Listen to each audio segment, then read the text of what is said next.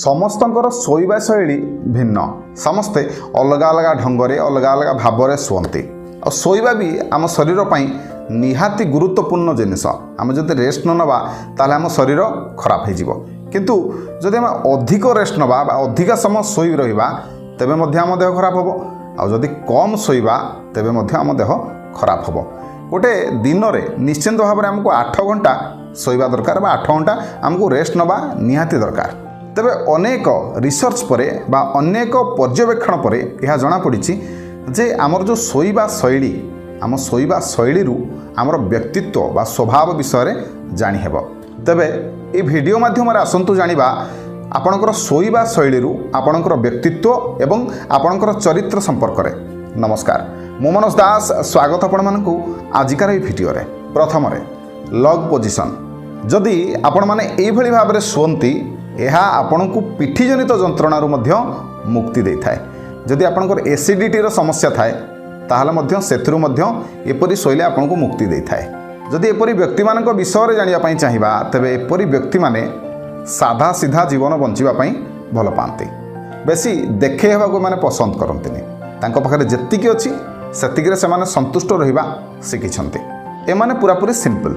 ଏମାନଙ୍କର ଏଇ ଯେଉଁ ସିମ୍ପଲ୍ ପଣିଆ ବା ସାଧା ସିଧା ପଣିଆ ଯୋଗୁଁ ଅନ୍ୟମାନେ ଏହାର ବହୁତ ଫାଇଦା ଉଠାନ୍ତି ଏବଂ ବେଳେବେଳେ ଏମାନେ ମଧ୍ୟ ଠକାମିରେ ପଡ଼ିଯାନ୍ତି। ଏପରି ଲୋକମାନେ ଅନ୍ୟ ଲୋକମାନଙ୍କ ସହିତ ଜଲ୍ଦି ବନ୍ଧୁତା ସ୍ଥାପନ କରିନିଅନ୍ତି। ଆଉ ଯଦି ଏମାନେ କାହାକୁ ରାଗି ବି ଗଲେ ତେବେ ମନ କଥାକୁ ମନରେ ରଖିବେ, କେବେ ବି ତାଙ୍କ ଆଗରେ ପରିପ୍ରକାଶ କରିଦେବେନି। ସବୁ କାମକୁ ଏମାନେ ଠିକ୍ ଭାବରେ କରନ୍ତି, ଟାଇମ୍ ଅନୁସାରେ କରନ୍ତି, ସମୟ ଅନୁସାରେ ବଞ୍ଚିବାକୁ ଏମାନେ ଭଲ ପାଆନ୍ତି।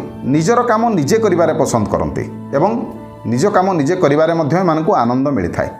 ଅଳସୁଆମୀ ଏମାନଙ୍କ ପାଖରେ ସାଧାରଣତଃ ଭାବରେ ଦେଖିବାକୁ ମିଳେନି। ତେବେ ସେକେଣ୍ଡରେ ଫିଟେଲ୍ ପୋଜିସନ୍। ଯେଉଁମାନେ ଏପରି ଭାବରେ ଶୁଅନ୍ତି ଠିକ୍ ଯେମିତି ଛୋଟ ଛୁଆଟିଏ ବା ମାଆର ଗର୍ଭରେ ଶିଶୁଟି ଯେମିତି ଶୁଏ ଠିକ୍ ସେମିତି ଏଭଳି ଭାବରେ ଯେଉଁମାନେ ଶୁଅନ୍ତି ତେବେ ଅଭ୍ୟାସ କାରଣରୁ ଏମାନେ ମଧ୍ୟ ଏପରି ନିଦ୍ରାରେ ଆରାମ ପାଇଥାନ୍ତି। କିନ୍ତୁ ଆପଣମାନେ ଜାଣି ରଖିବା ଦରକାର ଯେ ଏପରି ଶୋଇବା ଆମ ଶରୀର ପାଇଁ ହାନିକାରକ। ଯଦି ସବୁଦିନ ଆପଣମାନେ ଏଭଳି ଶୁଅନ୍ତି ତେବେ ମେରୁଦଣ୍ଡ ଆପଣଙ୍କର ବଙ୍କା ହେବାର ସମ୍ଭାବନା ଅଧିକ। ଆଉ ଏପରି ଶୋଇଲେ ବି ଆମେ ଠିକ୍ସେ ନିଶ୍ୱାସ ପ୍ରଶ୍ୱାସ ନେଇପାରନ୍ତିନି। ତେବେ ଏମାନଙ୍କ ବିଷୟରେ ଯଦି ଆମେମାନେ ଜାଣିବା ତାହେଲେ ଏମାନେ ସବୁବେଳେ ଚାହାନ୍ତି କି ଆମର କେହି ଜଣେ ସବୁବେଳେ କେୟାର କରୁ, ଆମ କଥା ସବୁବେଳେ ଭାବୁ, ଆମ ବିଷୟରେ ସବୁବେଳେ ଚିନ୍ତା କରୁ, ଆମର ଭଲ ମନ୍ଦ ବୁଝୁ, ଆମର କେୟାର କରୁ, ଆମର ଯତ୍ନ ନେଉ।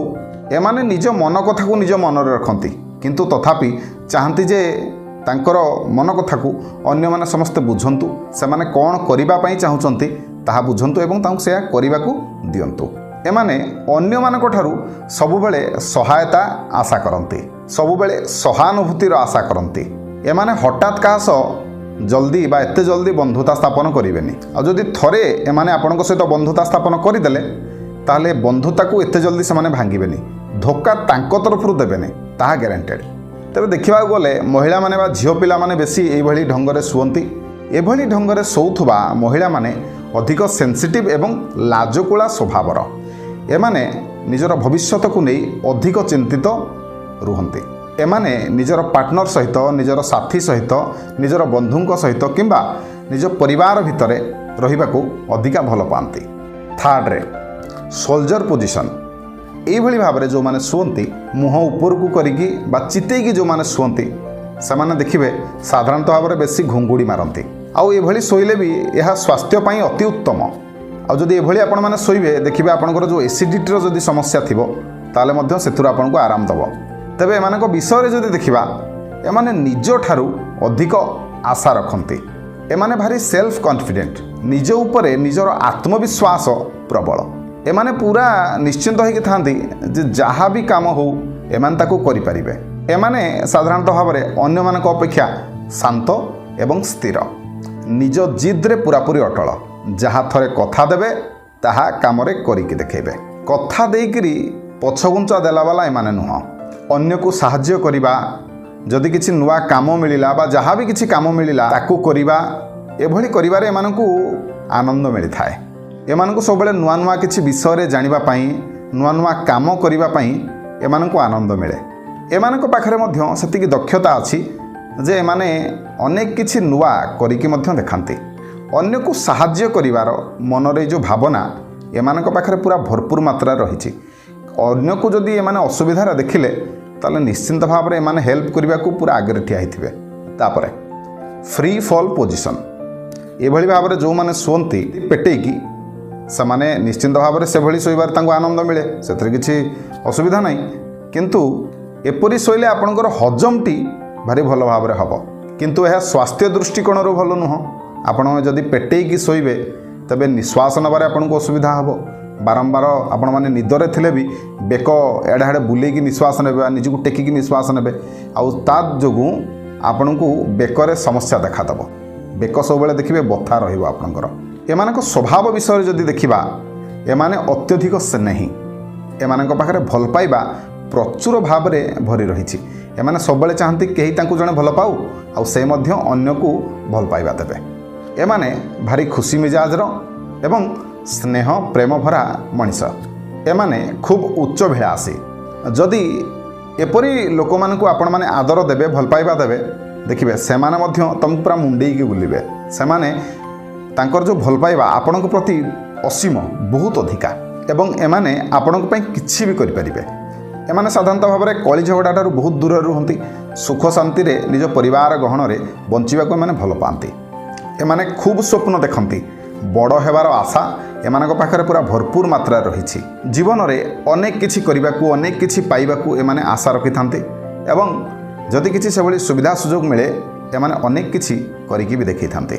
जदि एमाने काहा द्वारा अपमानित कोठी हेबे तबे हठात किछि रिएक्शन एमाने देबेनी।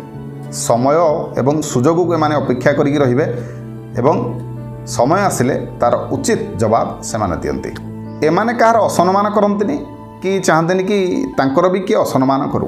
गोटे भल गुण मान पाखे देखूँ आपण मैंने जदि अन्यर असम्मान करेंगे अन्य को से भल पाइबा देवे स्नेह देवे आदर देवे ताले अन्य माने भी आपको भल पाइबे से किसी असुविधा ना। आदि अन्य मान विषय आपण मैंने से गपिबे या कथा ताठी कहे ताले समस्ते आपको खराब कहे। ये जो गुणटा एमान पाखरे नहीं। एमाने समस्त पाखरे भल या कथा ताठी कहबार एमाने जमा भी विश्वास करते एटा भल भी पाते। एमाने निज शरीर टिके कम जत्न नियंती। खाद्य उपर टिके नियंत्रण एमाने रखिपारती नहीं। समयर अजथा अपचय एमाने करती नहीं। बेकारिया कथा को लेकिन एमाने चर्चा भी करती नहीं। फोर्थ होची यर्नर पोजिशन। एभली एमती कड़े की जो माने शुअती से माने भल निदटीए शुअती। एपरी शोइले सुखद निद्रा तो आसे ता सहित अंटा समस्या मध्य आसे। अंटारे जंत्रणा आपण माने अनुभव करती। एमाने साधारणतः शांत स्वभावर अविश्वसनीय व्यक्तित्व एमानक पाखर थाए। एपरी व्यक्ति मानकू देखिबे अन्य माने टिके एते सहजरे विश्वास करि पारंती नाही। एमाने सहजरे कोठी भी अपमानित हेबेनी। निज काम ठीक भाव ठीक ढंग से करि जानिचंती। आउ जदि एमानकू किए कोठी कौन कहीदेला तेबे से कथाटाକୁ भी से माने बेसी दिन पर्यंत धरिकी बसंतेने। एमाने वर्तमान रे बंचिबाकू चेष्टा करंती भल पाती। भविष्यत को नहीं अजथारे चिंतित होगाकू एमानकू भल लागे नाही।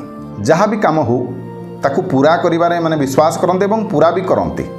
जदि निज जीवन में किसी नुआ घटे तेबे मध्य ताकू से माने जल्दी आपणे नियंती। पुराणा कथा को नहीं धरी बसंतेनी। नुआरे बंचिबापी से भल पाती। मानकू जदि किए लाइफ रे धोखा देदेला तेबे मध्य से माने बेसी दिन से कथा को भाबा भी दुखी हुंतनी। निज लाइफ रे आगू को बढ़ी चलती। एमाने तांको जीवन रे सुख एवं विलासपूर्ण जीवन बंचिबाकू पसंद करते। Fifth starfish position. जो माने एपरी शुअती बहुत भल शोइबा भितर जदि देखिबा एटा गोटे हेल्दी पोजिशन शोइबारे। तथापि एमानकू शोइबा समय निश्वास नेबार असुविधा होता है एवं बैक पेन समस्या रहे। कांधरे मध्य जंत्रणा एमाने बेले बेले भोग करती।